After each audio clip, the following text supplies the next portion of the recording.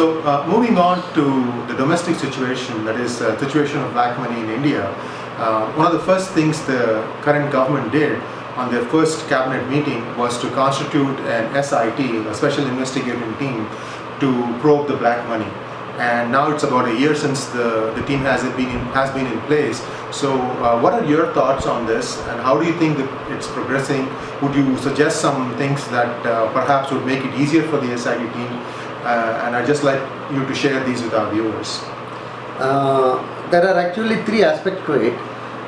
SIT per se has been a good development based upon the original petition by Ram Jethmalani and the Supreme Court insistence on forming it, and it is also to a large extent expected to focus on the international situation. Now, the composition of SIT is primarily all these investigating agencies heads, or rather all the other type of agents like your CBTT, Enforcement Directorate, RAW, then your Intelligence Bureau, then your Fraud Investigation Unit, FIU, all these things.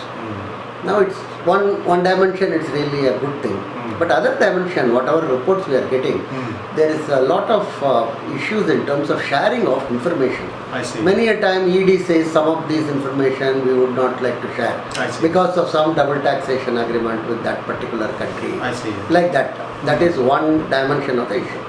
Second dimension is, see, there is significant amount of expertise available within the government. On that there is no doubt.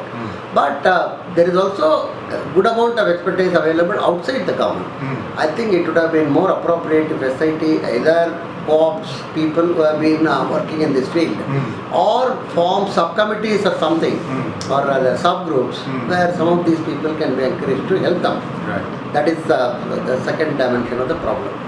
The third dimension of the problem is, you see, SIT is not, in a sense, doesn't have any instrumentality to reach out to international agencies. I see. As of now, what they are doing is, they are only looking at the data which has been stolen by Germany from Liechtenstein and France from HSBC, and those data which has been passed on to our Indian thing, not all of them, and they are going through some of those data only. So it's not that, for instance, if they have to ask for some data from Cayman Island or Virgin Island, the question will be, what is your locus standi? Right. I think it is also important for Government of India to think of enacting some special act which empowers the SIT to reach out to international banking and tax haven, and that instrumentality it should be able to use it. So this is above and beyond what the current black money bill that is making its rounds to Parliament is. Much better would be, you see, again the bill is talking about tax evasion. You see, tax evasion is only if you ask me, an important but one aspect of the story. There is so many other things are there in terms of drug running, arms smuggling, smuggling of human beings, and terrorism financing, and simple corruption in terms of you buy some 10 aircrafts, you get some cut money of 5%, and then you keep it abroad. So this is essentially not tax evasion actually. These are all things which you are doing, which is much beyond tax evasion. So everything to focus only as tax evasion is not an appropriate thing. Second is this, what we should also be considering doing is, we should enact an ordinance or an act of parliament. This has been suggested by Dr. Swami, Jethmalani, so many others, and Fali Nariman is even prepared a detailed bill for this, to nationalize all accounts of Indians which is abroad. And obviously those which are for regular business and transaction purposes can always come to the government and say, look, we are not in any way having funds or anything. The other thing, immediately the government can use the instrumentality of this act and ask these tax havens to give the information. Because the reason is it becomes the government's fund now. Right. It's not that of the individual. Right. So they will find it difficult to say no. Yes. Third is, most of this act and other thing visualizes only for the future. But I think we should be equally concerned about the past. What has happened and how much funds are being kept and other things. Fourth is, it's not just in terms of bank deposit or in terms of bonds or international equity funds and other things. There is also good amount of Indian diamonds, gold, pearls, and other type of rubies, other type of gems, Precious metals. precious, which are kept within the lockers of international banks I see. over a long period of time. That also belongs to India in the sense. So that there should be, we should be very much conscious of it, and government should think of steps in that direction also. So, just a quick aside on that. So, do you think that if all that money is brought back, every individual in India would get 15 lakhs?